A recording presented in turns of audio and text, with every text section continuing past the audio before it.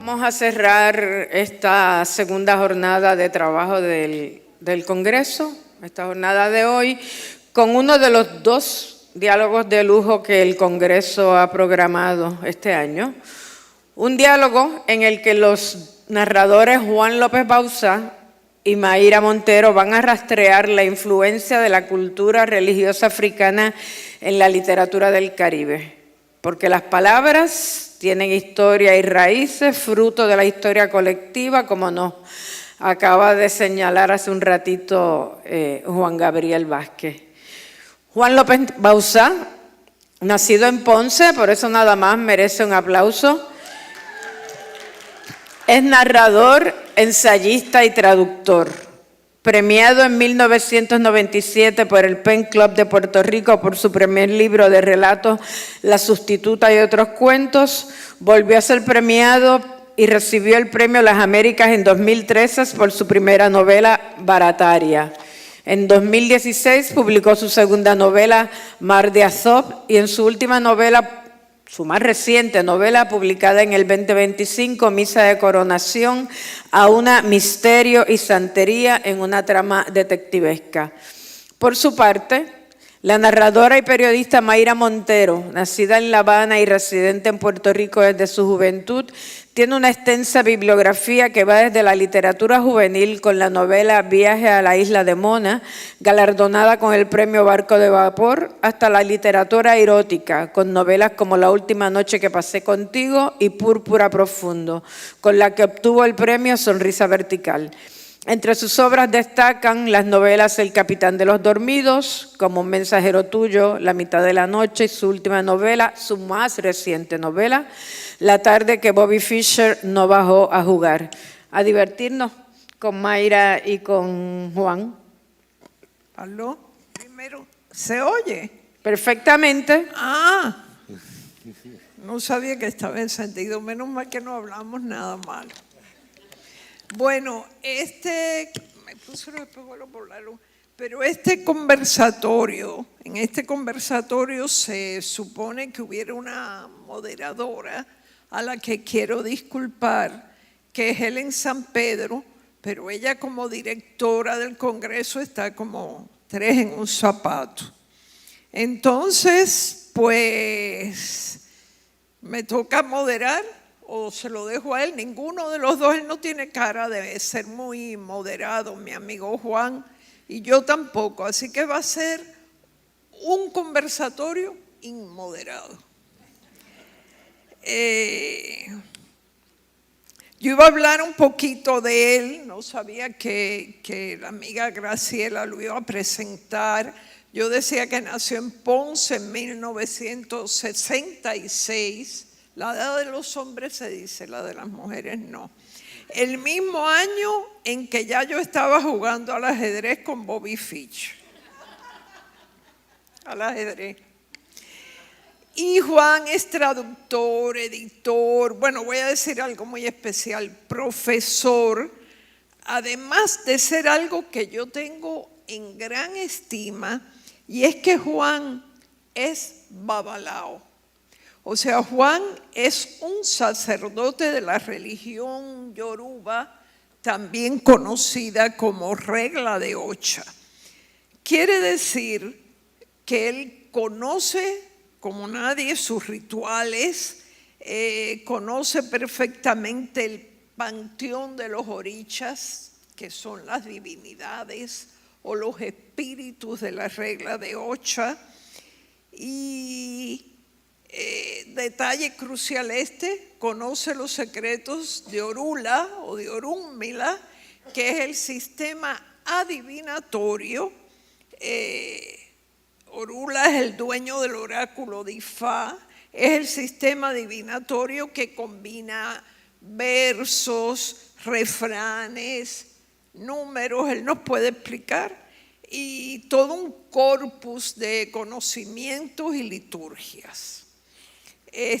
Yo les quiero decir que hay que estudiar mucho, hay que aprender incluso el lenguaje yoruba para poder comprender esas creencias, para hacer las oraciones y y para honrar, en definitiva, el legado que nos dejaron cientos de miles, millones de esclavos en nuestros países americanos, en algunos sí, en otros no, más bien en el Caribe, en Brasil, en Colombia, no creo que haya mucha, no la hay en Argentina, ni en Chile, ni en Perú.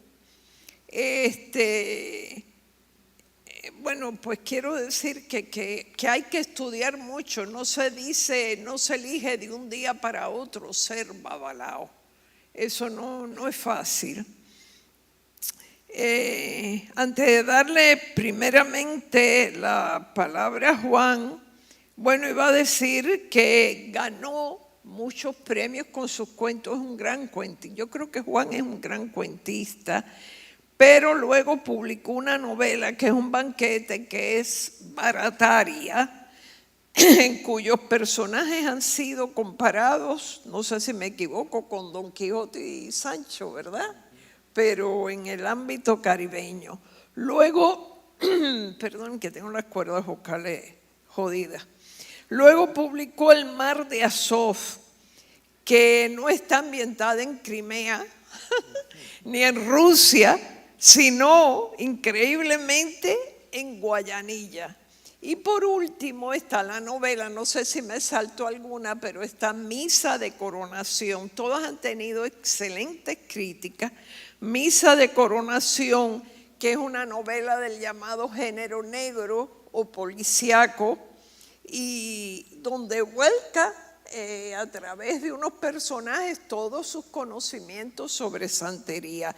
Yo me imagino que Juan es el único babalao que escribe ficción, ¿verdad? Porque yo conozco sacerdotes que escriben de la regla de Ocha y también de la regla de Palomonte, los paleros, que han escrito libros, los ñáñigos han escrito libros, pero sobre la religión son más bien ensayos, pero ficción creo que es el único él. Y ahora yo le voy a dar la palabra a Juan, porque yo sé que diferente a Cuba y Haití, incluso a República Dominicana, donde hay un vudú dominicano, yo soy más del vudú, hay un vudú dominicano fuerte, en Puerto Rico no ha sido así. Por la influencia estadounidense y sus iglesias protestantes y todo eso, y además porque no hubo esa fuerza esclava tan grande, ¿no?, que dejara esa huella. Entonces yo le quiero preguntar a Juan, ¿cómo se acercó a la religión yoruba? ¿Cómo decidió estudiarla? No es él es babalao, pero no es el único santero que yo conozco aquí, porque Jochi Melero, que es un grandísimo fotógrafo, Jochi también profesa la religión de la regla de Ocha. Desde hace muchísimos años, yo no tengo contacto con él, no sé si tú lo tienes, es un fotógrafo magnífico. Y bueno, yo quiero saber, porque es una curiosidad que tengo, tendrán ellos y tengo yo, ¿cómo tú, un intelectual que estudió en Colgate University, que se formó en Estados Unidos y todo, se acerca a la santería? Y se acerca, y quiero decir que hay mucho prejuicio con esta religión, un gran prejuicio, nada justificable. ¿Cómo te acercas a esta religión y cómo decides profundizar tus estudios? Ok, ¿me escuchan? Sí, ¿verdad? Primero que nada quiero darle las gracias a todos los que están aquí por acompañarnos y agradecerle a este congreso que me invita a participar. Es la primera vez en 40 años que me invitan a algo aquí en Puerto Rico para participar en cosas literarias. Así que pues enhorabuena. Pues mira, Mayra, mi acercamiento con esta religión es bien extraño. Yo, como saben, pues yo nací en Ponce y mi padre, que es dentista, tenía su oficina en el mismo pueblo. Así que yo iba mucho allí a la oficina de mi papá y me pasaba por el pueblo. Mi abuelo también tenía una mueblería en el mismo centro del pueblo, que se llamaba la mueblería Valdeyuli Segarra. Y entonces yo me pasaba allí caminando de la casa de la molería de mi abuelo a la oficina de mi papá, y me pasaba caminando por todo el pueblo de Ponce, que tiene muchas botánicas. En Ponce hay muchas botánicas en el pueblo. Y yo me metía a esas botánicas sin saber nada, nada de nada. Pero tenía como una cosa que me llamaba. Y me compraba los collares, me compraba siempre ese collarito amarillo y verde por alguna razón misteriosa.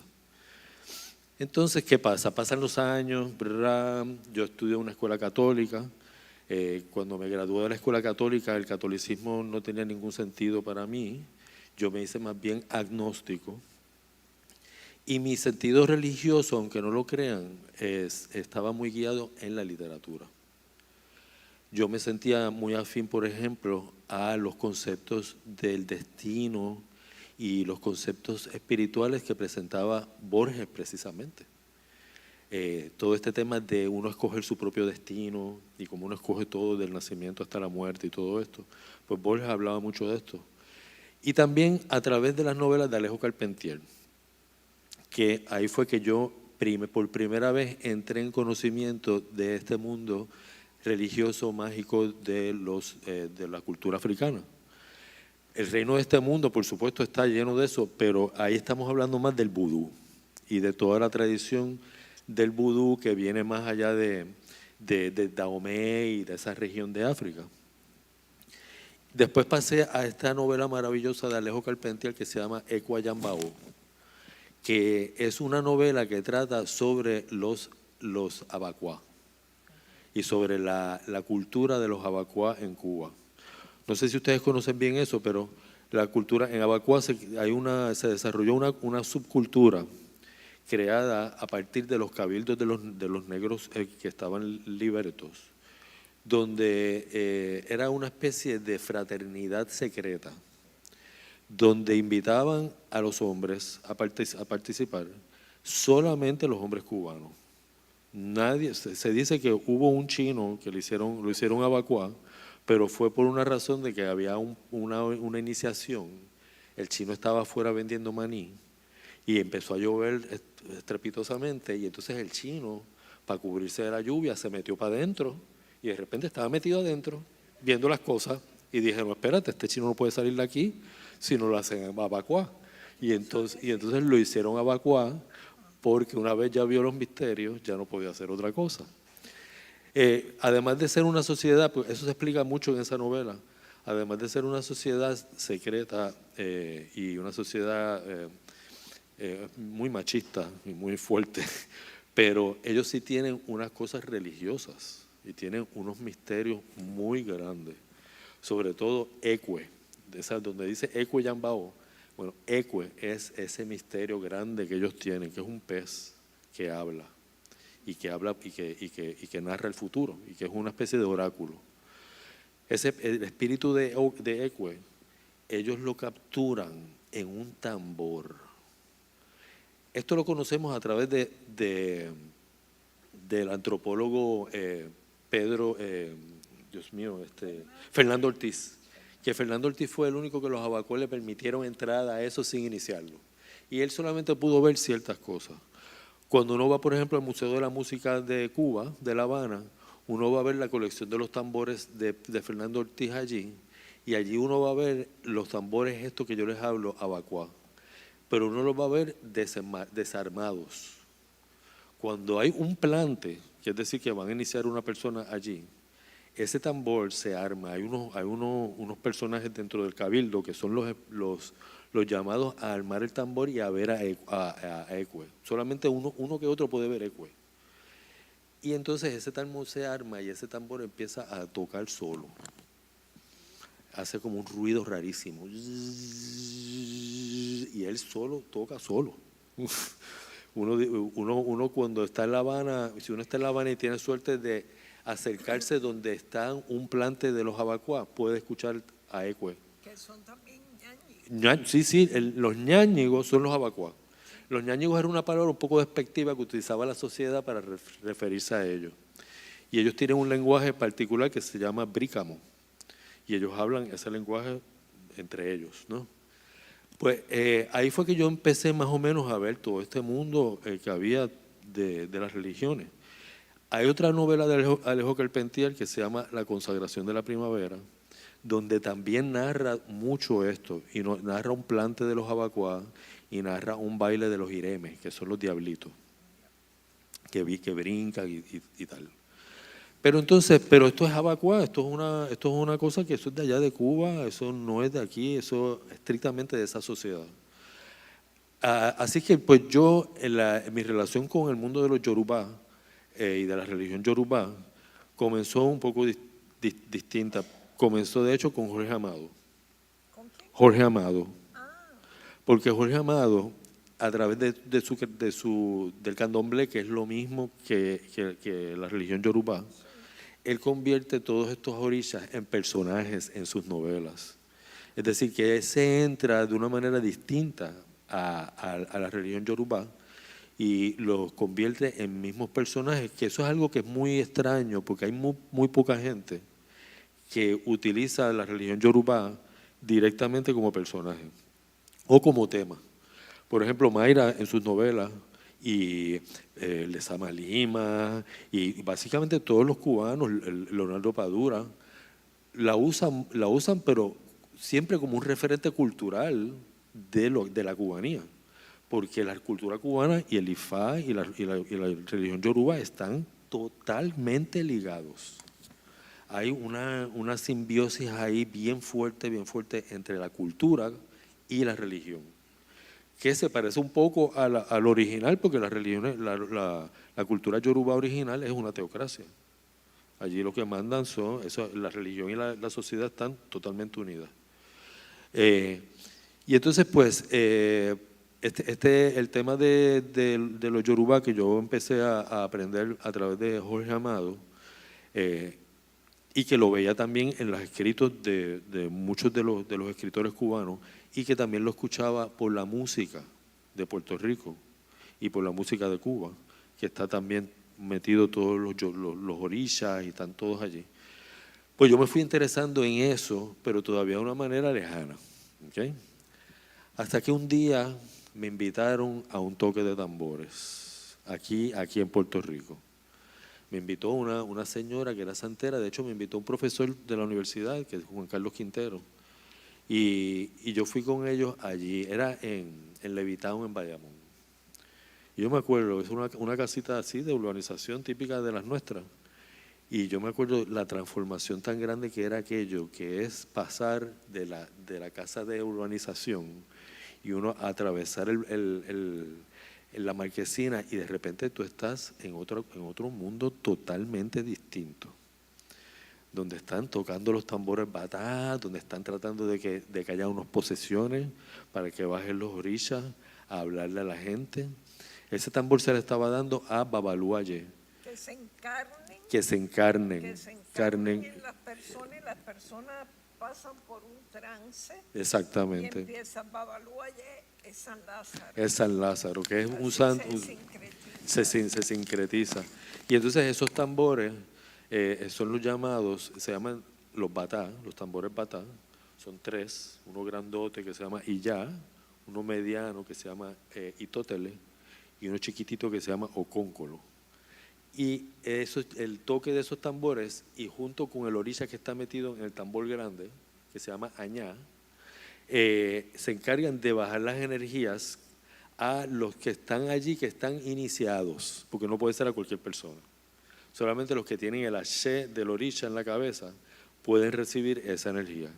Es toda una cosa bien fuerte, toda una experiencia bien intensa. Yo estaba allí contra la pared mirando aquello así, con los ojos así, desorbitados. Pero a la misma vez tengo que decir que había algo que yo sentía allí que era mío. Algo que me llamaba fuertemente, pese a la extrañeza de todo, porque yo no había visto nunca nada de aquello. Y pese a la extrañeza de todo aquello, había algo que me llamaba y que yo sentía que de alguna manera me pertenecía. Pero no podía poner el dedo en la llaga, no podía saber nada. Cuando salí de ahí, pues yo quería que el que me invitó, la señora que me invitó, que era una santera, que ella me consultara. A ver, porque allí como yo había visto tanta cosa allí. ¿Tú utilizas tu consulta? Sí. ¿Con écuele o con caracoles? Con ócuele. Sí, sí, écuele. Porque hay dos maneras de consultar, que es con los caracoles, tirar los caracoles, pero ya los babalaos pueden hacerlo con el écuele, que es una cadeneta con unos pedacitos de coco. Ujú. Podemos después hacer una fila. Sí, el óculo es la manera como se adviene al oráculo de Ifá, porque tiene una serie de piezas que son cóncavas y convexas. Entonces, el cóncavo representa 1 y el convexo 0. Es un sistema binario de 1 y 0. Y con la cadenita se obtienen 256 combinaciones que se llaman Odu. Y cada una de esas combinaciones contienen un sinnúmero de poemas. Y en los poemas es que está todo. La adivinación, la liturgia, está todo metido ahí en esos poemas. Pero, entonces, ¿qué pasa? Yo voy a donde la santera y quiero que me consulte. Y la santera que no, que si esto, que si aquello, que siempre me llamas después, y pasó un año entero. Entonces yo cogí y me mudé de donde yo estaba, me mudé a un sitio nuevo, estaba con casa nueva, esto y lo otro, quería como que hacer algo, un principio, un start. Y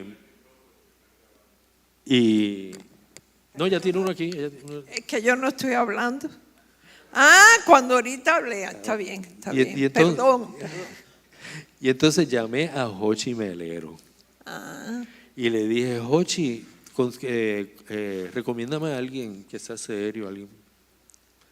Pues llama a fulano, babalao. Era mi vecino del frente cruzando la calle. Una cosa que yo dije, esto no puede ser posible. Pues allá fui yo, me consulté con él por primera vez y ahí empezó todo el cambio de mi vida. Ahí yo empecé a entender esto coge un tiempo en lo que uno entiende y lo que uno cae verdaderamente a comprender todo esto. Como a los 4 años entonces ya yo estaba en Cuba iniciándome. Allí en la iniciación es que de verdad cambia la vida de uno. La iniciación. Es que cambia la vida de uno. Ahí sí. De ahí para adelante todo es distinto. Sobre todo la iniciación de Ifá, que dura 7 días.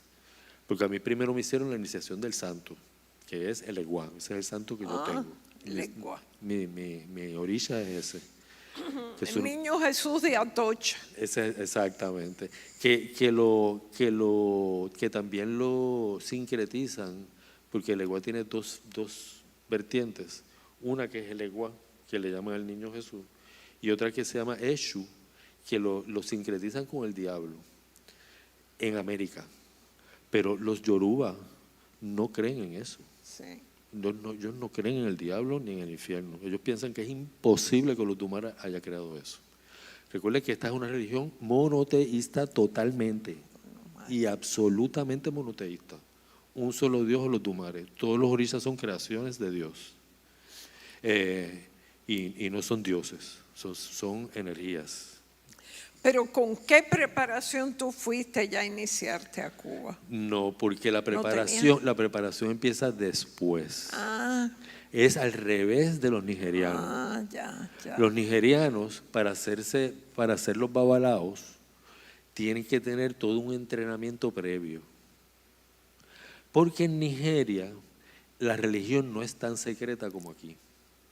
Porque la esclavitud y el tránsito de la esclavitud y la necesidad de guardarse esta información de los mayorales y de los blancos, que eran los que los tenían esclavizados, la convirtió en una religión hermética, súper secreta, donde tú solamente podías ver una sola cosita si estabas iniciado. Entonces eso convirtió que el aprendizaje se hiciera después de la iniciación. Pero en África es al revés. Claro. Para hacerte babalao tienes que primero pasar lo que ellos llaman 7 años de mata y palo. Que eso es aprendiendo nada más la vegetación. Y después entonces pasa un montón de años aprendiendo los Odu y los versos para poder recitarlos de memoria. Porque esta religión, el Yoruba no se escribía hasta el siglo XIX. O sea que todo está hecho a manera de verso para facilitar la memoria. Y son versos bien desarrollados, bien místicos, bien elevados, además que son bien bellos. Es algo bien que aún uno no comprendiendo totalmente el idioma yorubá, lo escuchas y tienes una sensación estética fuerte de lo que has escuchado. Bueno, yo debo hablar un poquito de cómo yo acerqué mi literatura a esto. Como él dice, pasar la niñez y la adolescencia en Cuba es estar expuesta a todo tipo de rituales, aunque yo me crié ya lo estoy tirando tú, en una escuela, bueno, hasta que llegó Fidel, yo iba al Sagrado Corazón, una escuela de monjas, pero además tomé la comunión, me confirmaron, me bautizaron, me confirmaron, toda la cosa. Sin embargo, cada vez que llegaba el 17 de diciembre, en mi casa se ponía un vaso con aguardiente, un cigarro habano, unas velas amarillas a Babalú Ayé, a San Lázaro, Babalú Ayé.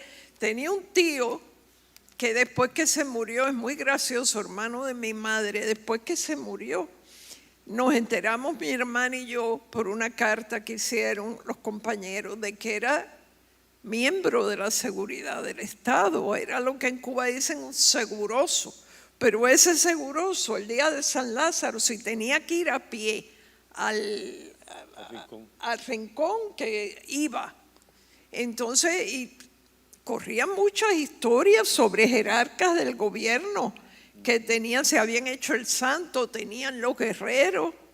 Yo misma, después de vivir aquí, me hice los guerreros. Los guerreros, hasta Rubén Blades los tiene hechos, porque dice, tiene una canción que dice, a donde quiera el camaleón, a donde quiera que vaya, 3 guerreros van conmigo. Bueno, yo tengo mis guerreros. Yo de verdad que tengo un sincretismo dentro del sincretismo, porque cuando yo era niña, bueno, 12 años, 11, 12 años, mi mejor amiga que sale en esta novela con el nombre de Regina, en la tarde que Bobby no bajó a jugar, mi mejor amiga, yo iba y me quedaba a veces a dormir en su casa o iba a pasar las tardes. Su abuela era haitiana. Medio francesa, medio haitiana. Era una mulata muy clara que yo la veía como blanca, pero tenía también era afrodescendiente como quiera. Le decíamos Madame Lulú. Pero Madame Lulú tenía una historia haitiana terrible. Ella de niña se había quedado dormida al lado de un árbol y se apareció un hombre, me dice que gigantesco, nos contaba eso, a lo mejor era fantasía. Se le apareció y le dijo, esta frase no se me olvide, la usé en alguna novela, Madamita, usted ha dormido bajo el árbol de la muerte. Y ella dice que a partir de entonces comenzó a tener unas visiones, etc. Pero lo malo vino cuando ella se casó. Había sido una mujer muy bella. Bueno, yo la conocí ya muy viejita. Se casó, tuvo una hija o un hijo, no recuerdo qué fue lo primero, y estaba embarazada de su segundo hijo cuando la casa se le quemó en Puerto Príncipe y se murió el niño. El primer niño que había tenido. Ella siempre lo achacó a un hombre que estaba enamorado de ella, que practicaba vudú. Nos hacía esas historias tremebundas. También le achacó al incendio que su hijo, que entonces tuvo un varón, saliera con unos graves problemas físicos. Pero era un hombre que yo admiraba mucho porque tenía una biblioteca en su casa, todo un piso, ellos vivían en una casa muy grande, todo un piso de libros incunables. Una biblioteca, me decían que era la biblioteca privada más importante de Cuba. Y luego se mudó ella con su marido a Cuba, creo que el marido era español, no me acuerdo. Y tuvieron a la madre de mi amiga, Olga, tuvieron una niña, Y ya, bueno, Olga era una gran costurera, una gran modista, se pasaba cosiendo. Fausto, el padre de mi amiga, no me acuerdo, tenía un trabajo así burocrático. Entonces la abuela, Madame Lulú, nos agarraba y nos soltaba todas aquellas historias. Y también leí, sobre todo, El siglo de las luces, mi novela de cabecera, pero la primera novela del vudú, la que mencionaste, El reino de este mundo. El reino de este mundo fue para mí maravilloso. Y yo creo que hay algo en la cultura cubana que tiende a mirar hacia Haití. También está la novela de Graham Greene, Les Comédiens. Y bueno, sacaban en aquel tiempo, cuando yo era adolescente, Ediciones Huracán se llamaba, unos libros muy baratos, y ahí fue que yo leía a los haitianos, a Jacques Romain, con los gobernadores del Rocío, a Stephen Alexis, que escribió Compadre General Sol, En un abrir y cerrar de ojos, Los árboles cantantes. Yo me vinculé mucho a la literatura haitiana. Y la primera novela que publiqué fue entonces de un tema haitiano, La trenza de la hermosa luna, de un hungán que regresa a Haití por los días de la caída de Jean-Claude Duvalier. Luego, para la siguiente novela, yo tengo 3 novelas ambientadas, 2 en Haití y una con personajes haitianos. La segunda fue Del rojo de su sombra, y en esta me ayudó muchísimo José Francisco Alegría, el hijo de don Ricardo Alegría, que era un antropólogo brillante y se había pasado años estudiando el gagá, que son unas manifestaciones de Semana Santa que celebran los haitianos que trabajan casi en condiciones de esclavitud en la República Dominicana. Yo con José Francisco visitamos los barracones, estuvimos en las fiestas del gagá. Yo recuerdo que les llevaba lentejuelas. Recuerdo también que vi cosas que no me podía explicar. No me las podía explicar. Y entonces ahí surgió mi apego al vudú. Ya la tercera novela que ambiento en Haití, que es Tú la oscuridad, es un herpetólogo, es americano, que va a Haití en busca de una ranita roja que está en peligro de extinción y solo la hay en Haití. Y recuerdo que yo fui con Rafa Joglar, que es herpetólogo, especialista en coquíes. Le digo, oye, Rafa, ayúdame a inventar una rana roja. Y le vamos a poner la rana de la sangre. Nos inventamos con una línea dorsal. Sí, fue muy interesante. Lo que sí existía, que después el herpetólogo se enreda con una bióloga, y esta bióloga, si me acuerdo bien, porque a mí se me olvidan las novelas, la escribí hace 1000 años, esta bióloga está buscando a la Pereschia quisqueyana hembra, que es una especie de cactus que solo se encuentra en Haití, la hembra, porque el macho está por ahí en República Dominicana y todo. También me ayudó un botánico muy especial, de apellido, bueno, ya me acordaré. Este botánico incluso me regaló una Pereschia quisqueyana macho, que la tuve años en mi casa, ese cactus, hasta que se murió. Areces, de apellido Areces. La Pereschia quisqueyana hembra yo creo que nunca apareció, la buscaba desesperadamente. A mí ese mundo científico me subyuga y realmente me gusta mucho. De hecho, ahora estoy trabajando en una novela donde la protagonista es especialista en medusas. Me gusta mucho ese mundo. Pero bueno, traté de meter, la religión está muy fuerte, el vudú en esas novelas. La santería aparece bastante presente, está en Como un mensajero tuyo, que es una novela en la que Enrico Caruso, que visita La Habana en los años 20, ponen una bomba, él está cantando el Radamés de Aida, ponen una bomba en el teatro y él sale corriendo a la calle con aquellas vestimentas porque él cree, no fue así, que era la mano negra siciliana que lo tenía amenazado, le pedía dinero y él entonces se escondió unos días. Hasta ahí la historia verdadera. Yo realmente estuve jugando con esa desaparición de él unos días y me inventé una historia de amor, un amante, una hija que nació de esa relación. Realmente la bomba, esto es muy gracioso, la puso un hombre que era anarquista, que después fue ministro de Educación. Él lo confesó después, más tarde. Yo quiero hacer un último comentario sobre estos temas de religiosos en la literatura.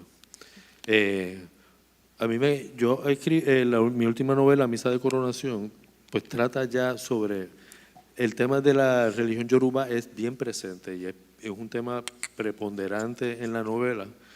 Y de hecho creo que es una de las cosas centrales que hay en la novela es precisamente la idea de que tenemos un detective que es totalmente escéptico a todo esto, que no cree en nada de eso, pero que se ve influenciado por la brujería de un palero.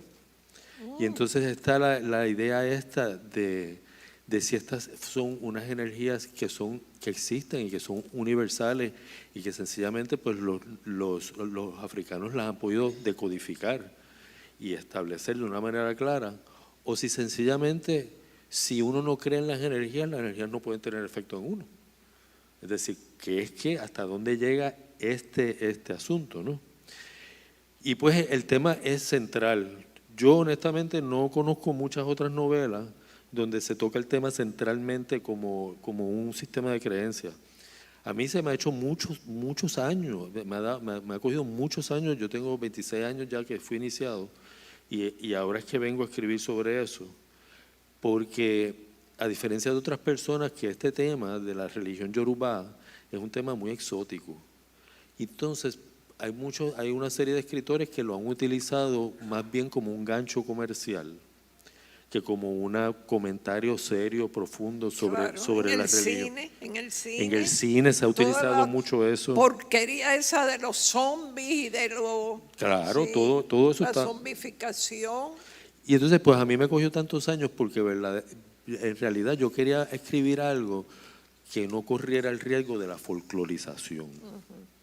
Porque cuando uno escribe sin verdadero conocimiento de estos temas y uno escribe así por encimita, uno casi presenta todas estas cosas como si fueran supersticiones y como si fueran cosas de locos, y como está el racismo y como está el prejuicio tan grande contra esto, que se interpreta que estos son religiones primitivas de gente que estaba en unos estados primitivos de mente, pues es bien difícil uno poder escribir algo para romper eso, romper esas ideas previas. No, y aquí los medios, la prensa, se ha encargado de tratar muy mal la santería. Totalmente. Y yo no quiero sonar prejuiciosa, pero nos quedan 3 minutos. Ah, sí, qué rápido se fue. Sí, bueno, yo para... Pero termina tu Sí, idea. lo único que iba a decir es que tuve que leer mucho sobre el vudú, mucho. Aparte de que yo he leído los textos de Fernando Ortiz, de Lidia Cabrera, que los tengo todos los libros. Pero en el vudú hay un señor que se llamó Alfred Metro, que escribió lo que es la Biblia del vudú, que se llama Vudú en Haití. Otra mujer que es muy curiosa, y yo leí su libro, vi sus documentales, Maya Deren. Maya Deren era ucraniana y ella se va a Haití, a grabar, a filmar ceremonias del vudú, y llega un momento en que se envuelve totalmente en eso. Va a morir después a Nueva York. Mueren muy jóvenes estas personas. Bueno, en aquel tiempo, esto fue en los años 40 o 50, lo de Maya Deren. Aparte de José Francisco, había una norteamericana, June Rosenberg, antropóloga, que vivía en una casita, en una casuchita sin luz ni nada, pero era un genio. Era un genio y había estado estudiando el gagá y el vudú dominicano. Y con mucho respeto, ¿no? Lo trataba con mucho respeto. Y yo creo, ya para terminar, que a cada rato dice, no, porque murió un santero y tenía unos collares.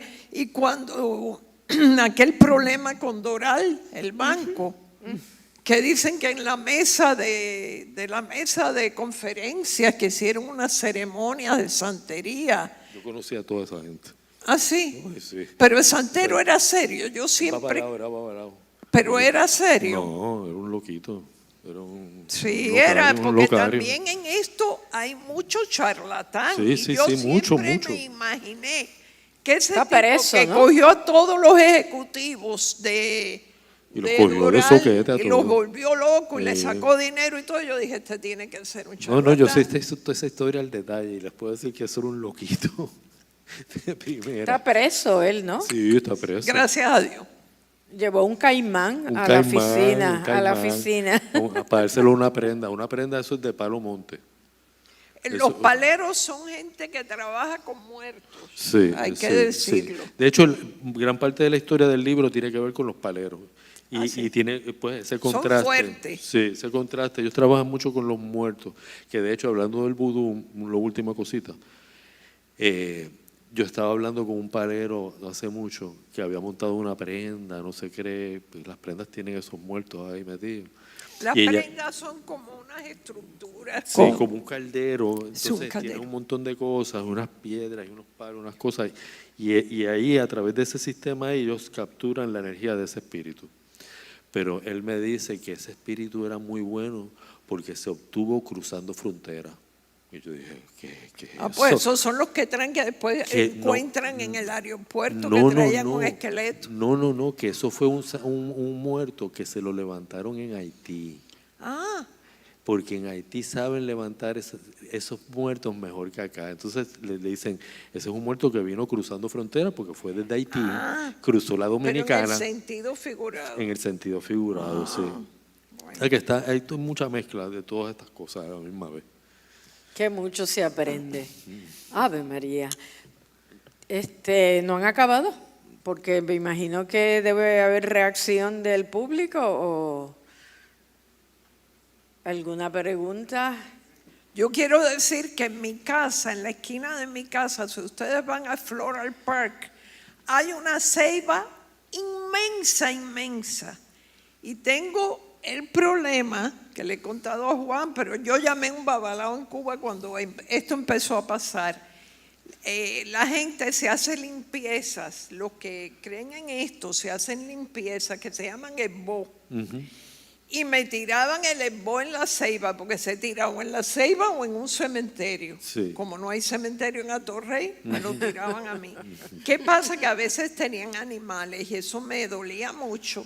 Y además apestaba mucho. Sí, sí, sí, Y la policía, los de la limpieza no se los querían llevar y era un problema. Entonces tuve que poner un cartelito, no dejen animales, pero siguen dejando lo que les da la gana. Sí. Con frutas, con cosas. Y la señora que trabaja en casa me dice, yo eso no lo toco. Diga, usted perdone. No. Bueno, lo felicito por el libro. Yo pertenezco a un grupo de lectura, ahorita le comenté, y nosotros nos lo recomendó Javier, el de la tertulia.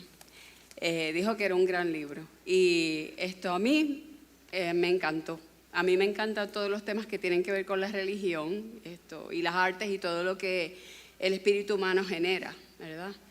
Y cómo la religión puede ser utilizada de una o tal o cual manera, ¿verdad? Para hacer lo que en la novela, por ejemplo, se dice. De inicio yo tuve la idea de que como nos dijeron que usted era babalao, yo dije, le va a lavar la cara a la religión, pero trabajó el tema muy elegantemente. Esto me encantó, el modo en que lo fue llevando, me encantó el personaje, el detective, se me pareció a los de Padura, al de Padura, ¿verdad? A Conde, a Mario Conde.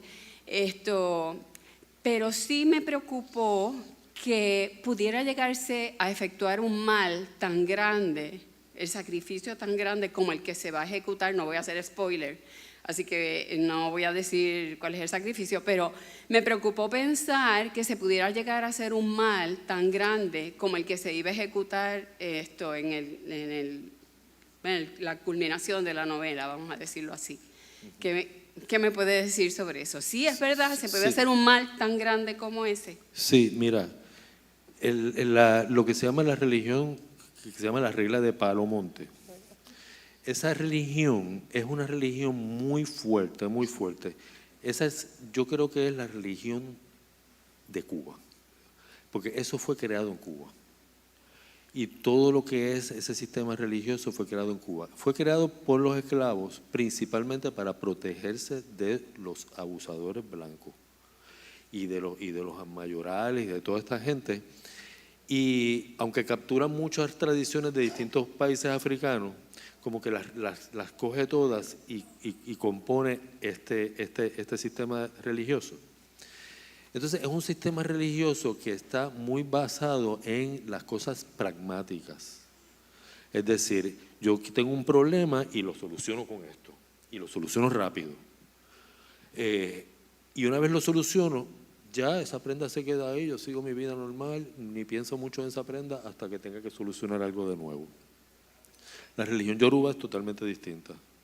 La relación con los orishas es diaria, desde por la mañana hasta por la noche. Uno está en continua relación con los orishas porque los orishas se manifiestan en la naturaleza en distintos sitios.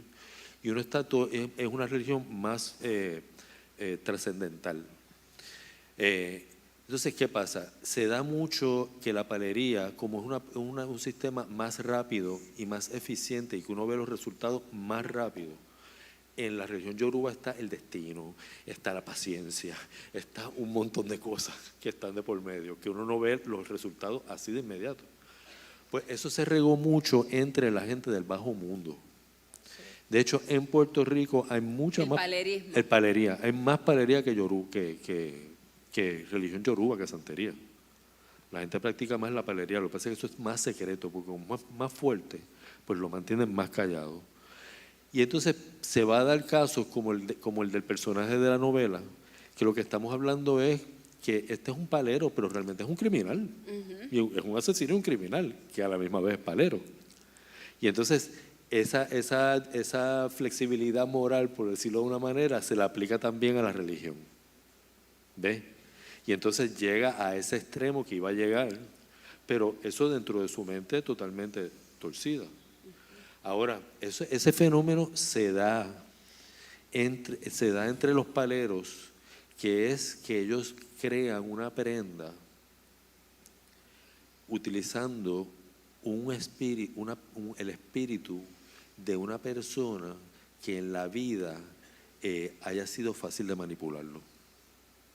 Por ejemplo, cuando van a hacer a levantar un muerto de esos, ellos hacen una investigación larguísima de quién es ese muerto. ¿Sí? O sí, entonces para crear una de esas prendas que le llaman una prenda judía, así le llaman, una prenda judía, o un perro de prenda, ellos usualmente levantan espíritus de personas que en la vida hayan sido, usualmente hayan tenido deficiencias cognitivas, que hayan sido anormales, o sea, todas las personas que hayan tenido problemas cognitivos fuertes de desarrollo, y entonces esos son los más fáciles de manipularlo. Y entonces, pues, pero eso son unas prácticas que son ya extremas, que eso casi ya, por ejemplo, en Cuba ya eso nunca se hace. ¿Tú estás seguro de eso? No, lo que se plantea en la novela, nunca se hace ya. Y entonces yo cogí eso como un caso extremo y se lo apliqué entonces a este palero que estaba metido en un bollete mental criminal y asesino. O sea que es un caso realmente extremo. Pero eso ya pasó a otra. Bueno, yo sé que por mi casa pasaba un señor que era cubano, había estado preso y eso, trabajaba de jardinero por allí. Venía así y se metía con mi gato negro que a veces estaba en la acera. Y yo una vez le dije, tenga cuidado que ese gato está rayado en palo. Me dijo, yo no sé nada de eso, sabía, de que está rayado en palo. Estar rayado en palo es ser parte de esa cofradía. Sí, sí, sí. De Los hecho, paleros son malos, siempre me decían eso, trabajan con muertos, eso lo aprendí yo de niña. sí, porque ellos, por ejemplo, te van a decir, yo he hablado con paleros que me dicen esto, me dice, esa cosa que está ahí, esa prenda, ese espíritu, tarde o temprano, me va a llevar a mí. Porque ese espíritu busca luz y yo lo tengo aquí atrapado. ¿Ah, sí? Porque Y tarde o temprano me va a comer a mí también. qué Por eso es horror. que yo escuchaba mucho en Cuba a los bavaraos decir, el palo es el reino de la miseria. ¿De verdad? Sí, porque eventualmente todas esas cosas te van a volver para ti. A diferencia de lo que es la religión yoruba, que no tiene nada que ver con los muertos, esas cosas de los muertos, de huesos, nada de eso, eso está totalmente... En Cuba hay un poco de eso, pero en África está totalmente prohibido usar huesos y usar cosas de los muertos y todo eso. Eso es proscrito totalmente. Gracias. ¿Cómo no? ¿Alguna otra pregunta? ¿Ah, sí? Okay, sí, la prenda es un caldero, usualmente es un caldero como de brujas de eso, de 3 patas. Sí. A veces también usan unos tiestos grandes.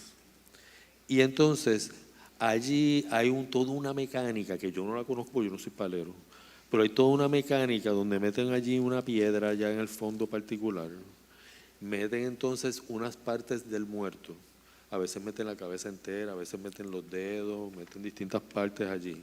Y entonces eso también lo combinan con distintos palos, por eso se llama palería, y con distintos animales, muchos de ellos secos, que si escorpiones, que si arañas, que si esto, que si lo otro, papá. Y entonces una vez todo eso es un ritual allí con Insambi es el dios de ellos, con Insambi donde ocurre allí todo un proceso allí en el fondo de ese caldero, que eso es una cosa súper misteriosa de ahí, y ahí entonces esclavizan ahí.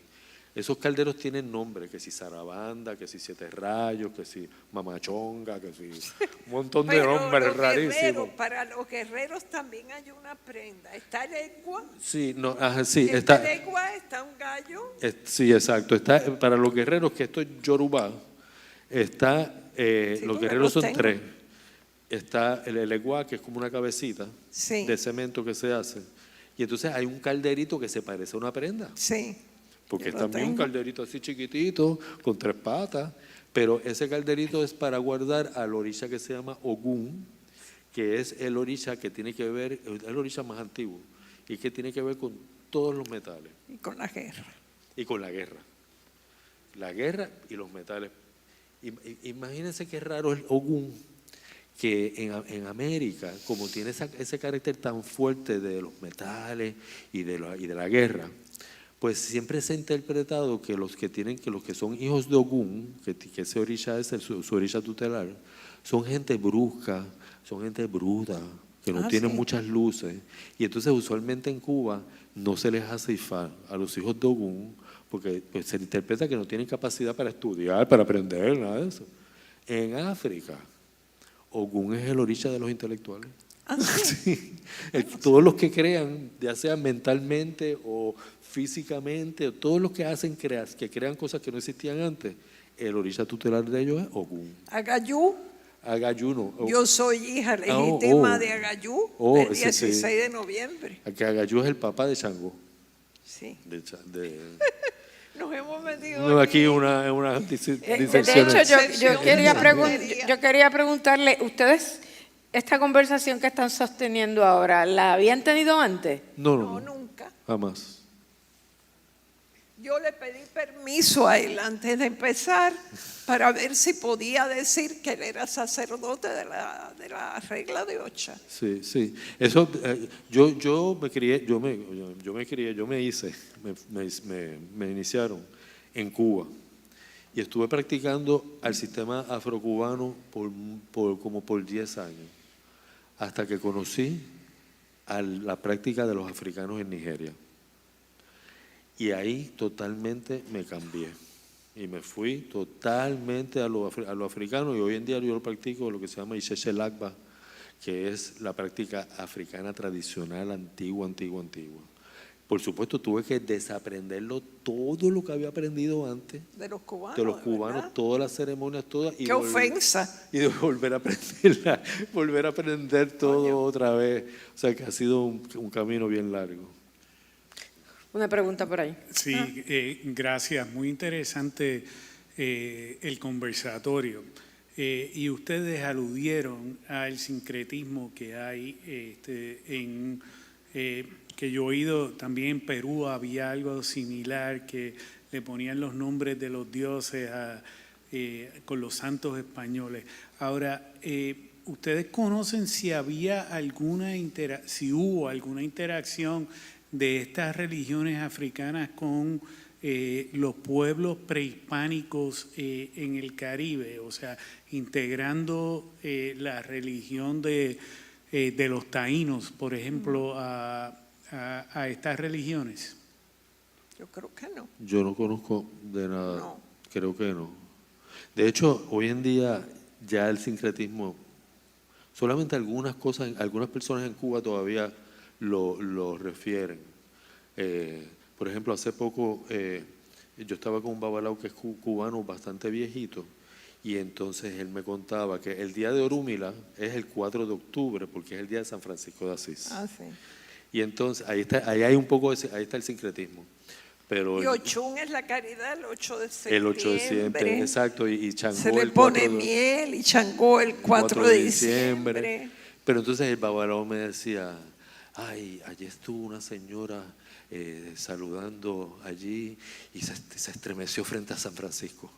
Ah, sí. Y yo dije, wow, todavía está. Sí. En los mayores.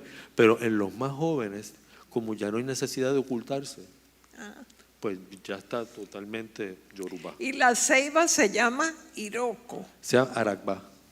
Iroko es un árbol africano, El baobab. el baobab. Bueno, yo le digo Exactamente. Iroko. Sí, no, porque A mí porque ceiba. en América la ceiba tenía esos nombres intercambiables. Y cada vez Iroko que o va Arakba. la gente de Luma, la gente de Acueducto, la gente de Cable, que yo veo que se ponen a mirar el árbol, y yo digo, estos cabrones me van a cortar una rama o algo. Le digo, cuidado que ahí viven los muertos. ¿Cómo? Ese árbol es sagrado. Es más, ustedes lo deben abrazar para que les dé suerte. Les doy, es de su, mire, los tatarabuelos de ustedes adoraban este árbol. Yo les doy una charla. No, pero no lo vamos a tocar, señora, no. Y hay unas leyendas de que si se corta una ceiba, es una desgracia Sí, terrible sí, para sí. el que lo haga. Ajá, sí, sí, Hay sí. que pedir permiso, hay que hacer un ritual. Claro, Y esa claro. ceiba se está quedando con toda mi casa. Sí. No saben lo inmensa que está en la acera. Sí, la ceiba es bien importante porque ahí habitan muchos seres Sí. de la religión yoruba. Sobre todo por las noches, Ay, sí. unos seres que se llaman las madres ancestrales o los ancianos de la noche, que son las energías más fuertes que hay en la religión yoruba. Porque esta religión yoruba es una religión centrada fuertemente en la energía femenina y en las madres. O sea, la energía femenina es básicamente todo. Aunque haya todo este prejuicio de que las mujeres no pueden hacer esto en la religión, no pueden hacer aquello, no pueden hacer lo demás. Sí, hay un Pero matriarcado. cuando uno llega a la raíz allá en África, te das cuenta que las mujeres son las que mandan aquí. Bueno, yo hace como 13 o 14 años estuve muy enferma con un linfoma. Y yo, cuando me desaparecía de la casa, mi marido me iba a buscar a la ceiba. Yo sí. estaba allí acostada y yo todavía, algunos lunes, o sea, domingo por la noche, prendo un cigarro, Y va para allá. le doy el primer trago de una botella de whisky. Tú sabes que en Cuba siempre abrían, mi padre incluso, que era español, o sea, hijo de gallega, abrían la botella y echaban un poquito al O suelo. sí que eso es para el leoquere, Para los santos. para la madre tierra. Ah, sí, pero Sí. no es la tierra, lo que hay es... No, no lo importa. hacen en el apartamento. Sí, no importa dónde esté, puede estar Todo en el Nueva mundo, York. hasta los humoristas, todo el mundo veo que abre y dice, esta botella, hacen así. Sí, no, y también, por ejemplo, coges un poquito de comida de la suya y le echas un chispito de comida a la tierra. Ah, sí. Que eso también es para darle a la que se llama Ileuguere, que es la madre tierra. Ah, yo tengo que coger una clase con este hombre. ya mismo. ¿Quién sabe si termino papalata? Es que esto ha sido un curso. Ha sido un curso lo que nos has dado. Un taller, sí, un sí. taller Sí, tienes que dar, Sí, Juan. también, vamos, podemos hacerlo, sin duda. Y tienes que venir a conocer la ceiba. Ah, no, eso sí, tengo que ir a Yo te chequear. puedo decir que es imponente. Sí. Es imponente. Mire, yo estuve esto es una pequeña narración hablando de ceiba. Yo estuve hace muchos años en un tambor que me invitaron, que era un tambor a Changó. Los tambores se dedican a un orisha particular, ¿no? Sí. Entonces voy para allá, empiezan a tocar los tambores. Yo veo un viejito que está allí, viejito, pero viejito. Estoy hablando que ese señor tiene que estar picando 80 años. Y yo entonces veo el viejito aquel que empieza a bailar. Y empieza a bailar los tambores aquellos. Y la música se agita, porque la música de Chango es bien rápida. Y entonces se agita el viejo, y se agita el viejo, y se agita. Y empieza a dar unos brincos. Que eso era casi llegado al techo, aquí el viejito. Y todo el mundo estaba espantado. No espantado, pero mirándolo. Finalmente se posesiona el viejito. Eso a veces tarda un montón, porque cuando los tamboreros ven a alguien que lo están tocando, entonces empiezan a tocar y a decirle cosas para que baje y para cucarlo para que baje. Entonces finalmente el viejito se posesionó. Se posesiona un santo de El Changó. Changó. Se le sube, porque solamente se puede subirte a tu cuerpo el santo que tú tienes hecho. Ah, Y entonces allá fue el viejito y se trepó hasta el tope de la ceiba que estaba en la casa. sí. Llegó hasta arriba. Yo he visto como un eso mono. en Haití, sí. Una cosa que yo decía, pero ¿qué es esto, Dios mío? Entonces se paró el tambor, se paró todo se paró. Y entonces todo el mundo para el patio a convencerlo de que se bajara. Allá estuvo trepado en una rama sentado, que yo decía, este viejito si se cae se va a matar. La ceiba está llena de espinas. Sobre todo mientras más la parte joven, está Sí. llena de espinas. Finalmente le trajeron ahí un candungo así de harina de maíz hirviendo, que eso le encanta a Chango, y con eso bajó de allá arriba sin un tajito, sin nada. ¿Cómo fue que él evitó las espinas? Yo vi algo así en Haití. No sé cómo pasó. Sí. Y finalmente llegó abajo y metió las manos ahí en la cosa sirviendo, ¿De verdad? y la sacó así, botando humo, y yo decía, Dios mío, pero ¿qué es esto? Yo mismo estaba impresionado. Y yo he visto muchas cosas, pero yo ese viejito todavía al día de hoy lo tengo como... Porque muchas veces estas posesiones, ¿qué les puedo explicar? Hay mucha gente que, cuando el santo se posee, pues la persona se convierte en el eje, el foco de la atención. Entonces va mucha gente a estos tambores a fingir que están poseídos para tener un momento de gloria o de atención o de importancia. Entonces cuando van a fingir tienen problemas porque el que está poseído puede reconocer a los babalaos. Entonces si tú estás fingiendo, tú no puedes reconocerlos porque tú no sabes quiénes son allí los que están babalados. Cuando son de verdad que tienen la orilla de verdad arriba, rápido van y los buscan y se les tiran al frente. Pero cuando no son verdaderos, pues entonces andan por ahí como unos loquitos. Yo no sabía que fingía. Sí, entonces van las santeras con un alfiler y los pullan por las nalgas, porque si brincan son de embuste. ¿Ves? Y entonces así y los botan. Pero todo es por el afán de ser el centro de la atención. El handyman que va a casa, que es dominicano, para que tú veas cómo está, cómo se mezclan, él dice que él lo baja San Miguel Arcángel, pero él le dice a veces San Miguel, pero le dice Beli Belcán, que es el nombre Vudú, exactamente. es el nombre en vudú de San Miguel. Esta es una conversación como para seguirla con un palo en algún sitio, ¿verdad? Ustedes no se sienten así. Que esta conversación está como para seguirla en un sitio con un palo en la mano.